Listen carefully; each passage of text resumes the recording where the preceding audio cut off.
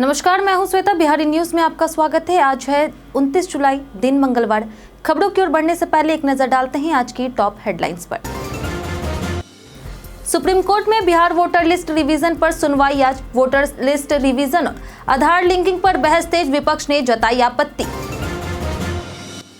सरकारी भवन निर्माण की गुणवत्ता जांचने 4 उड़नदस्ते गठित। सामग्री से लेकर के बिजली कार्य तक होगी सख्त मॉनिटरिंग। रिपोर्ट सीधे वरिष्ठ अधिकारियों को सौंपेंगे। वैशाली को मिला नया गौरव। सीएम नीतीश ने किया बुद्ध स्मृति स्तूप का लोकार्पण। 15 देशों के भिक्षु बनेंगे साक्षी। बिहार में शुरू हुई पान विकास योजना, किसानों को मिलेगा 35,250 तक अनुदान। मिलेगी नई टेक्निक की ट्रेनिंग।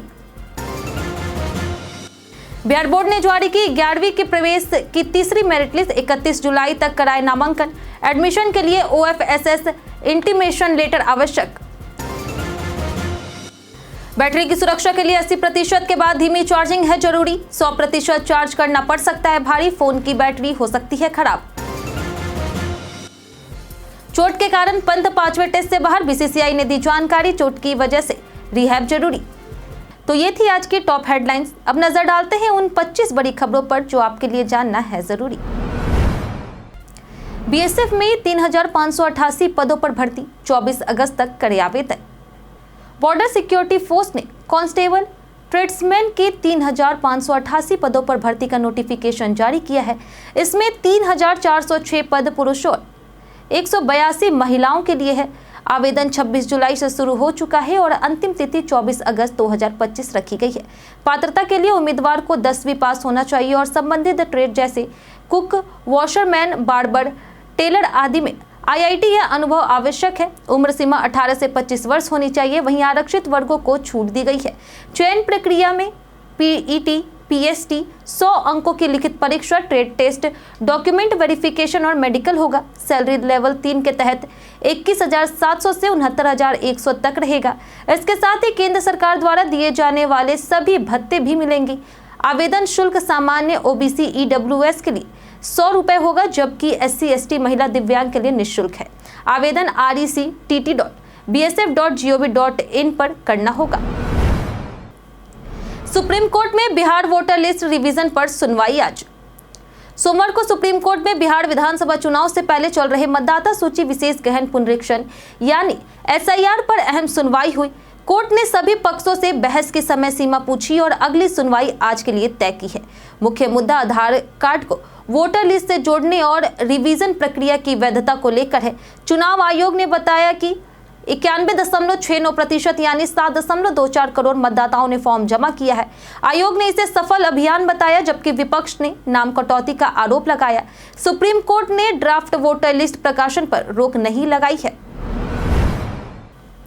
बिहार बोर्ड ने 11वीं की तीसरी मेरिट लिस्ट की जारी। बिहार विद्यालय परीक्षा समिति यानी BSEB ने शैक्षणिक वर्ष 2025 से 27 के लिए 11वीं कक्षा में नामांकन के लिए तीसरी मेरिट लिस्ट जारी कर दी है। छात्र OFSSBihar.net पर जाकर के मोबाइल नंबर और पासवर्ड से लॉगिन कर मेरिट लिस्ट देख सकते हैं। चयनित छात्र 28 से 31 जुलाई 2025 तक संबंधित +2 स्कूल में दस्तावेज सत्यापन और शुल्क भुगतान के साथ नामांकन कर सकते हैं। एडमिशन के लिए OFSS इंटीमेशन लेटर आवश्यक होगा।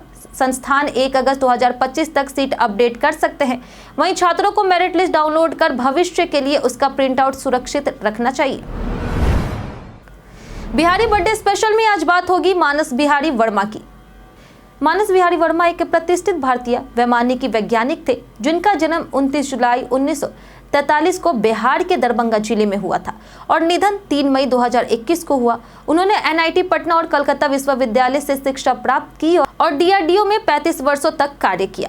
वे तेजस लड़ाकू विमान की यांत्रिक प्रणाली के प्रमुख डिजाइनरों में शामिल थे और वैमानिक विकास एजेंसी में LCA परियोजना के निदेशक रहे। 2018 में उन्हें पद्मश्री से सम्मानित किया गया। सेवानिवृत्ति के बाद उन्होंने अपने गांव लौटकर बच्चों को विज्ञान तकनीकी शिक्षा देने का अभियान चलाया। BPSC की DSO परीक्षा 3 अगस्त को होगी आयोजित। बिहार लोक सेवा आयोग यानी BPSC की जिला सांख्यिकी पदाधिकारी और सहायक निदेशक प्रारंभिक परीक्षा 3 अगस्त को पटना, मुजफ्फरपुर और नालंदा में होगी। ई प्रवेश पत्र 31 जुलाई से आयोग की वेबसाइट bpsc.bihar.gov.in से डाउनलोड किया जा सकता है। अभ्यर्थियों को प्रवेश पत्र की एक अतिरिक्त प्रति साथ ले जानी होगी। वहीं खनिज विकास पदाधिकारी परीक्षा 9 और 10 अगस्त को 2 पालियों में होगी। पहली पाली में सामान्य ज्ञान और दूसरी पाली में खनिज नीति से जुड़े प्रश्न पूछे जाएंगे। 10 अगस्त को विशेषज्ञता से जुड़े प्रश्न होंगे। भवन निर्माण में अब होगी सख्त गुणवत्ता जांच व्यवस्था। राज्य सरकार पंचायत सरकार भवन, सहकार भवन समेत कई नए सरकारी भवनों का निर्माण करा रही। इन निर्माण कार्यों की गुणवत्ता सुनिश्चित करने के लिए भवन निर्माण विभाग ने 4 नए उड़न दस्ते गठित किए हैं, जिनमें निदेशक, उप निदेशक, सहायक निदेशक सहित 4 अधिकारी होंगे। यह टीमें औचक निरीक्षण कर निर्माण सामग्री की गुणवत्ता जांचेंगी और आवश्यकता पड़ने पर नमूने लेकर लैब में प्रशिक्षण करेगी। निर्माण में देरी की भी जांच होगी। बिजली कार्यों की मॉनिटरिंग के लिए अलग दस्ता बनाया गया है, जो भवनों के विद्युत कार्यों की गुणवत्ता की समीक्षा करेगा और रिपोर्ट वरिष्ठ अधिकारियों को सौंपेगा। नेतरहाट विद्यालय में नामांकन नियमों में हुआ बड़ा बदलाव। नेतरहाट आवासीय विद्यालय ने शैक्षणिक सत्र 2025-26 के लिए 6ठी कक्षा में नामांकन प्रक्रिया में बदलाव किया है। अब छात्रों को प्रारंभिक और मुख्य परीक्षा के साथ इंटरव्यू और शारीरिक मनोवैज्ञानिक जांच से गुजरना होगा। प्रारंभिक परीक्षा OMR आधारित होगी, जिसमें 100 ऑब्जेक्टिव क्वेश्चन पूछे जाएंगे। उसी दिन दूसरी पाली में मुख्य परीक्षा होगी, जिसमें विषयवार 25-25 प्रश्न होंगे। प्रारंभिक परीक्षा से 500 छात्रों का चयन होगा, जिनकी मुख्य परीक्षा की कॉपियां जांची जाएगी। फिर 150 छात्रों को इंटरव्यू और मेडिकल जांच के लिए बुलाया जाएगा। आवेदन की अंतिम तिथि 31 अगस्त और एडमिट कार्ड 25 सितंबर से जारी होंगे। पान किसानों को मिलेगा 35,000 से अधिक सरकारी अनुदान सहायता। बिहार सरकार ने चतुर्थ कृषि रोड मैप के तहत पान विकास योजना शुरू की है, जो वित्तीय वर्ष 2024-25 से 25-26 तक लागू रहेगी। इस योजना के तहत नालंदा, नवादा, गया, औरंगाबाद, शेखपुरा, वैशाली और सारण जिलों के किसानों को पान की खेती के विस्तार के लिए 11,750 से 35,250 रुपए तक सहायता अनुदान दिया जाएगा। लाभार्थियों का चयन ऑनलाइन लॉटरी से होगा। किसानों को प्रशिक्षण और जागरूकता कार्यक्रमों के माध्यम से नई तकनीकों की जानकारी दी जाएगी। यह योजना पारंपरिक पान को वैज्ञानिक आधार देने और किसानों की आय बढ़ाने की दिशा में महत्वपूर्ण कदम है। बिहार में 6,500 लाइब्रेरियन पद, नोटिफिकेशन जल्द होगा जारी। बिहार राज्य सरकार मंत्रिमंडल की स्वीकृति के बाद बिहार में लाइब्रेरियन के 6,500 रिक्त पदों पर भर्ती का ऐलान किया गया था। इसके बाद से उम्मीदवारों को BPSC द्वारा नोटिफिकेशन जारी होने का इंतजार है। रिपोर्ट्स के मुताबिक अधिसूचना जल्द जारी हो सकती है। पिछली बार यह भर्ती 2011-12 में हुई थी। उम्मीदवारों को लाइब्रेरी साइंस में कम से कम 45% तक अंकों के साथ स्नातक होना चाहिए। न्यूनतम आयु 21 वर्ष और नियमों के अनुसार अधिकतम आयु में 10 वर्ष की छूट दी जाएगी। 35% तक पद महिलाओं के लिए आरक्षित हो सकते हैं। चयन लिखित परीक्षा के माध्यम से होगा और डोमिसाइल नीति लागू रहेगी। आवेदन प्रक्रिया केवल ऑनलाइन होगी। बिहार चुनाव से पहले राज्य निर्वाचन आयुक्त का कार्यकाल बढ़ा। बिहार में विधानसभा चुनाव से पहले एक अहम फैसला लिया गया है। राज्य निर्वाचन आयुक्त डॉक्टर दीपक प्रसाद की सेवा अवधि 1 साल के लिए बढ़ा दी गई है। यह विस्तार बिहार पंचायत राज अधिनियम 2006 और निर्वाचन आयुक्त नियमावली 2008 के तहत किया गया है। यह फैसला राज्यपाल की स्वीकृति से लागू हुआ है। वहीं डॉक्टर प्रसाद का प्रशासनिक अनुभव, निष्पक्ष छवि आगामी चुनाव को पारदर्शी और शांतिपूर्ण बनाने में मदद कर सकती है। सेवा विस्तार अधिसूचना की तारीख से प्रभावी रहेगा। क्यों मोबाइल 80% के बाद धीरे चार्ज होता है? क्या आपने कभी गौर किया है कि मोबाइल 80% के बाद धीरे धीरे चार्ज होता है? इसका कारण है बैटरी की सुरक्षा। लिथियम आयन बैटरी को फुल चार्ज तक तेजी से चार्ज करने से वह गर्म होकर के खराब हो सकती है। इसलिए 80% के बाद मोबाइल ट्रिकल चार्जिंग मोड में चला जाता है, जिससे बैटरी धीमे करंट से सुरक्षित रूप से चार्ज होती है। बार बार 100% चार्ज और 0% डिस्चार्ज से बचे, इससे बैटरी की उम्र कम होती है। वहीं एप्पल और सैमसंग जैसे ब्रांड ऑप्टिमाइज चार्जिंग टेक्निक से बैटरी की लाइफ बढ़ाते हैं। बिहार के मनोज बाजपेयी की दमदार वापसी, फैमिली मैन 3 का टीजर आउट। प्राइम वीडियो ने द फैमिली मैन सीजन 3 का टीजर जारी कर दिया है, जिसमें एक बार फिर मनोज बाजपेयी श्रीकांत तिवारी के किरदार में नजर आएंगे। इस सीजन में श्रीकांत को देश के भीतर और बाहर से आने वाले खतरों से जूझते दिखाया जाएगा। इस बार जयदीप और निम्रत कौर खलनायक के रूप में नजर आएंगे। प्रियामणि, सारिब हाशमी और अलेशा ठाकुर जैसे पुराने किरदार भी वापसी कर रहे हैं। वहीं राज डीके, सुमन कुमार और तुषार सेठ ने इस सीजन को डायरेक्ट किया है। सीजन को बड़ा और रोमांचक, इमोशनल बनाने की पूरी कोशिश की गई है। वैशाली में बुद्ध स्मृति स्तूप का भव्य लोकार्पण आज। बिहार विधानसभा चुनाव से पहले मुख्यमंत्री नीतीश कुमार आज वैशाली में बुद्ध स्मयक दर्शन संग्रहालय सह स्मृति स्तूप का लोकार्पण करेंगे। राजस्थान के गुलाबी पत्थरों से बने इस भव्य स्तूप में भगवान बुद्ध की अस्थि कलश स्थापित है, जो मुख्य आकर्षण का केंद्र होगा। कार्यक्रम में 15 देशों से बौद्ध भिक्षु भाग लेंगे। यह स्मारक वैशाली की सांस्कृतिक धरोहर, बौद्ध विरासत और महिला सशक्तिकरण का प्रतीक है। यह परियोजना धार्मिक पर्यटन, संस्कृति और रोजगार को बढ़ावा देगी। मुख्यमंत्री ने स्वयं निर्माण कार्य की निगरानी की है और इसे बिहार वासियों के लिए गर्व का क्षण बताया है। सवात वर्ल्ड कप में भारत को 4 पदकों की सफलता। उज्बेकिस्तान में 23 और 28 जुलाई 2025 तक हुए सवात वर्ल्ड कप में भारतीय टीम ने 4 पदक जीतकर ऐतिहासिक सफलता हासिल की। 40 से अधिक देशों की भागीदारी वाले इस टूर्नामेंट में बिहार का प्रदर्शन खास रहा। मुजफ्फरपुर के यशराज ने रजत और प्रियमकर ने कांस्य पदक जीता। वैशाली की स्वीटी कुमारी ने भी कांस्य पदक जीता है। वहीं मुख्य कोच राहुल श्रीवास्तव ने बिहार सरकार से सवात खेल को मान्यता देने की मांग की है। 29 जुलाई को पदक विजेता पटना लौटेंगे, जिनका भव्य स्वागत किया जाएगा। स्वागत के लिए 20 से अधिक वेलकम पॉइंट तैयार है। बिना हिसाब नहीं मिलेगी राशि, सरकार ने कसी लगाम। बिहार सरकार ने मुख्यमंत्री क्षेत्र विकास योजना की निगरानी कड़ी कर दी है। अब विधायकों और विधान पार्षदों की अनुशंसित योजनाओं के लिए पहले मिली 60% राशि का खर्च और उपयोगिता प्रमाण पत्र देना अनिवार्य होगा, तभी बाकी 40% राशि मिलेगी। यह कदम इसलिए उठाया गया है क्योंकि पहले पूरी राशि मिलने के बाद भी कई योजनाएं अधूरी रह जाती थी। विधायक विधान पार्षद हर साल 4 करोड़ की योजनाएं सुझा सकते हैं। हाल ही में 55 शहरों के लिए 320 करोड़ की मंजूरी दी गई है, जिससे सड़कों, नालों, पेयजल और अन्य सुविधाओं का विकास होगा। जानिए आज कैसा रहेगा बिहार के मौसम का मिजाज। मौसम विभाग के अनुसार अगले 5 दिनों में राज्य के अधिकांश हिस्सों में अधिकतम तापमान में 2 से 5 डिग्री सेल्सियस की गिरावट की संभावना है, जिसके बाद तापमान में खास बदलाव नहीं होगा। न्यूनतम तापमान में भी 1 से 3 डिग्री की कमी का अनुमान लगाया गया है। कई जिलों में बारिश की संभावना जताई गई है। वहीं पूर्वी और दक्षिण मध्य जिलों में मेघ गर्जन, वज्रपात और तेज हवा चल सकती है, जबकि पश्चिमी और उत्तर मध्य जिलों में भी कुछ स्थानों पर इसी तरह की स्थितियां बन सकती है। अगर आज के अधिकतम तापमान की बात करें तो 32 से 34 डिग्री सेल्सियस और न्यूनतम तापमान की बात करें तो 24 से 26 डिग्री सेल्सियस रहने का अनुमान है। बिहार जीपीएफ पर 7.1% ब्याज तय। बिहार सरकार ने वित्तीय वर्ष 2025-26 की दूसरी तिमाही के लिए सामान्य भविष्य निधि यानी जीपीएफ पर 7.1% ब्याज दर लागू कर दी है। यह दर वित्त विभाग की अधिसूचना के माध्यम से प्रभावी हुई है और जीपीएफ के साथ साथ संबंधित अन्य निधियों पर भी लागू होगी। वर्तमान बाजार परिस्थिति में यह दर आकर्षक मानी जा रही, क्योंकि बैंकों की सावधि जमा योजना पर ब्याज दर इससे कम है। इससे सरकारी कर्मचारियों को बजट पर बेहतर रिटर्न मिलेगा और यह योजना उनकी वित्तीय स्थिरता को मजबूत करेगी। बांका में साइबर गैंग का पर्दाफाश, 4 अपराधी गिरफ्तार। बांका जिले की साइबर थाना पुलिस को बड़ी सफलता मिली है। पुलिस ने 4 साइबर अपराधियों को गिरफ्तार किया है, जो खुद को जिला शिक्षा पदाधिकारी बता करके सरकारी मोबाइल नंबर और ई शिक्षा कोष का दुरुपयोग कर रहे थे। यह अपराधी सिम पोर्ट पर ठगी करते थे। शिकायत मिलने पर पुलिस ने पटना, नवादा और नालंदा में छापेमारी कर आरोपियों को गिरफ्तार किया। उनके पास से मोबाइल और सिम कार्ड बरामद हुए हैं। सभी ने अपराध कबूल किया है। लिफ्ट में क्यों होता है शीशा? लिफ्ट में शीशा केवल सजावट या स्टाइल चेक करने के लिए नहीं, बल्कि कई अहम कारणों के लिए लगाया जाता है।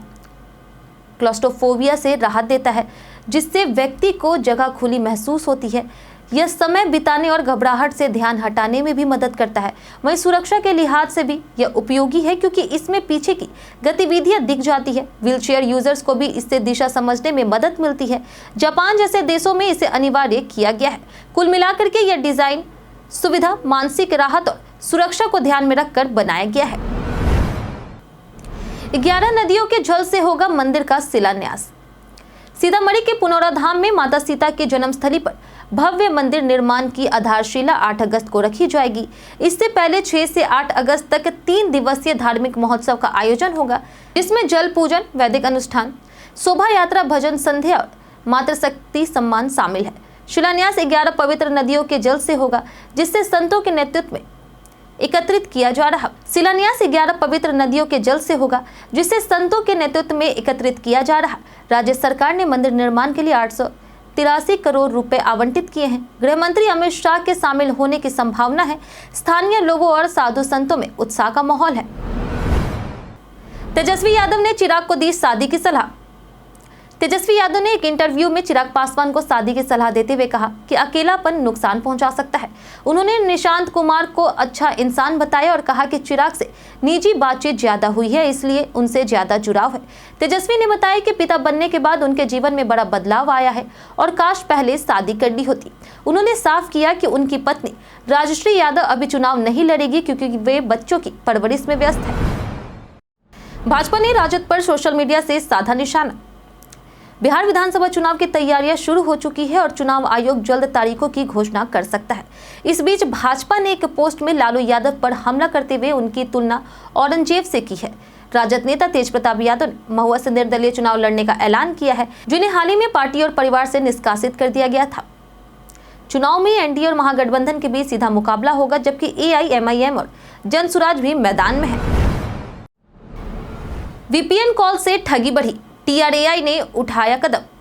फर्जी कॉल और मैसेज की बढ़ती घटनाओं को रोकने के लिए टीआरएआई ने नई पॉलिसी लागू की है और टेलीकॉम कंपनियां एआई तकनीक से नेटवर्क स्तर पर इन्हें ब्लॉक कर रही। बावजूद इसके साइबर अपराधी अब वीओआईपी कॉल्स जैसे +697 या फिर +698 नंबर और वीपीएन का उपयोग कर लोगों को धोखा दे रहे। ये कॉल्स ट्रैक करना कठिन होता है और अधिकतर स्कैम में इसे यूज किया जाता है।